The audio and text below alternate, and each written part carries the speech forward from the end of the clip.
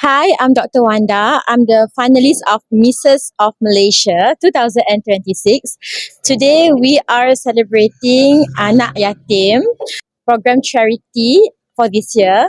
So apa perasaan saya adalah I feel so honoured and humbled to be a representative untuk visit the charity, and it's not easy for us to understand their feelings as a human because anak-anak yatim ni is a special gift, is a special person. So to come down and to be with them is one of an opportunity that we can feel to put ourselves humble to earth, insyaAllah.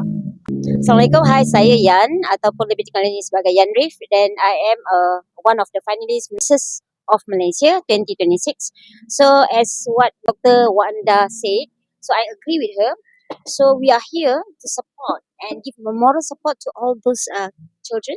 So to give maybe happiness, and of course because coming soon is Hari Raya, so we are giving a fully support to them. Yes, and further this is Ramadan season, so it's good we are here together with all the finalists and having berbuka puasa with them. So at least they are happy with us. Thank you very much. Hai, saya Nabila Abdullah. Saya dah antara satu finalis Misses of Malaysia. Kat sini saya datang program anak yatim kat sini. Perasaan saya kat sini sedih sebab kita dapat tengok anak-anak yatim dekat sini. Kecil-kecil lagi dah duduk kat sini dah. Kat sini kita akan bersertakan berbuka puasa kat sini ramai-ramai dengan anak-anak kat sini. Okay, hi. I'm Diana Hanif, finalist Misses of Malaysia. Okay, hari ni kita dekat Baitul Raudah. Saya sangat berbesar hati dan rasa sangat-sangat bersyukur sebab diberi kesempatan untuk join sesi.